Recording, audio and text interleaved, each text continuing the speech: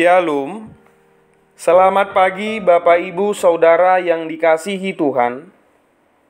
Selamat berjumpa kembali dalam Mutiha Hangoluan, Renungan Harian pagi ini, Jumat 20 Desember 2024, dengan bacaan Alkitab dari 1 Yohanes 4 ayat 7 sampai 21.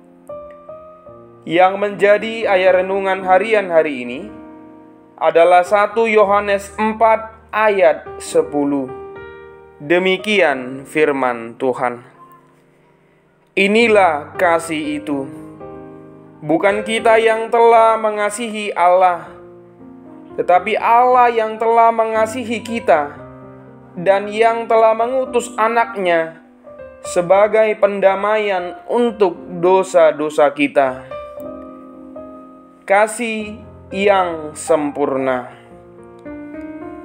Saudara yang dikasihi Tuhan, ada satu kata yang sering kita dengar, tetapi begitu dalam maknanya sehingga sulit kita pahami sepenuhnya, yaitu kasih. Dunia berbicara tentang kasih dalam berbagai bentuk. Kasih antara manusia, kasih dalam keluarga, kasih dalam persahabatan, bahkan kasih terhadap pekerjaan atau hobi. Namun, seringkali kasih yang kita pahami adalah kasih yang bersyarat, kasih yang mengharapkan balasan atau timbal balik. Tapi kasih Allah adalah kasih yang sempurna, kasih yang tidak bersyarat, kasih yang mengutamakan memberi, bukan menerima. Saudara yang terkasih dalam Yesus Kristus, dalam 1 Yohanes pasal 4 ayat 10, Rasul Yohanes menyatakan dengan jelas bahwa kasih Allah tidak dimulai dari kita, tetapi dari Dia. Yohanes menekankan bahwa kasih Allah terlihat nyata melalui pengorbanannya yang terbesar, yaitu mengutus anaknya Yesus Kristus sebagai pendamaian untuk dosa-dosa kita. Dalam kalimat pertama, Yohanes menulis, bukan kita yang telah mengasihi Allah, tetapi Allah yang telah mengasihi kita. Ini adalah kebenaran yang sangat penting. Kasih sejati tidak berawal dari manusia, tetapi dari Allah sendiri. Kasih manusia terbatas. Kita sering sekali hanya bisa mengasihi jika ada alasan atau balasan. Misalnya, kita mengasihi orang yang baik kepada kita, tapi sulit mengasihi orang yang menyakiti kita. Kasih Allah sempurna. Allah mengasihi kita bahkan ketika kita masih berdosa. Allah tidak menunggu kita menjadi sempurna untuk Dia kasihi. Yohanes melanjutkan bahwa kasih Allah dinyatakan melalui pengutusan anaknya sebagai pendamaian atas dosa-dosa kita. Ini adalah tindakan kasih terbesar bagi manusia. Karena dosa kita semua terpisah dari Allah. Hukuman dosa adalah maut. Tapi melalui Yesus Kristus, Allah memulihkan hubungan kita dengan Dia. Allah tidak mengirim malaikat atau utusan biasa, tetapi anaknya sendiri. Ini menunjukkan betapa besar kasih Allah kepada kita. Ketika kita menerima kasih Allah, kita dipanggil untuk hidup dalam kasih yang sama.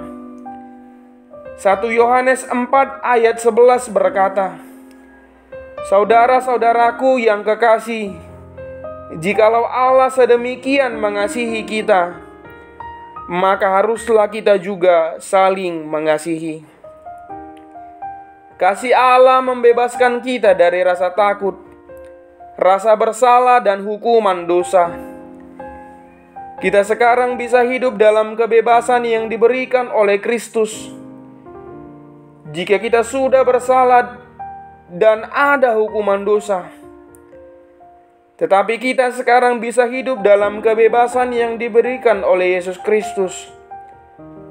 Jika kita sudah mengalami kasih Allah yang begitu besar, marilah kita membagikan kasih itu kepada orang-orang di sekitar kita.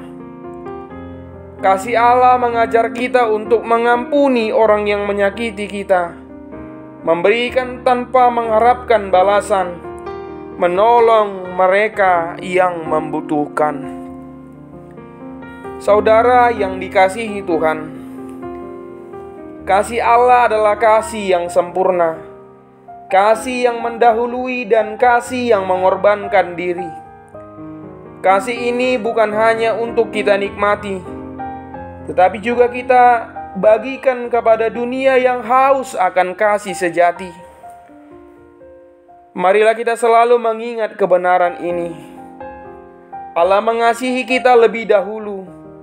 Allah membuktikan kasih-Nya melalui pengorbanan Yesus Kristus. Kasih Allah memanggil kita untuk hidup dalam kasih yang sama. Kiranya kita semua semakin dipenuhi oleh kasih Allah, sehingga hidup kita menjadi terang dan berkat bagi dunia. Kasih sejati bukan tentang apa yang kita lakukan untuk Allah, tetapi tentang apa yang telah Allah lakukan untuk kita. Ketika kita merasa tidak layak atau tidak dicintai, ingatlah Allah telah mengasihi kita lebih dahulu dan membuktikan kasih-Nya melalui pengorbanan Kristus. Kita berdoa. Ya Tuhan, terima kasih untuk kasih-Mu yang sempurna. Terima kasih Engkau telah mengutus anak-Mu Yesus Kristus untuk menyelamatkan kami dari dosa.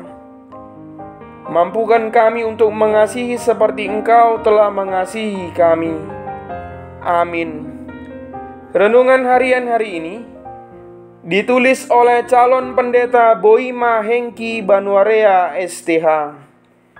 Demikianlah renungan harian hari ini.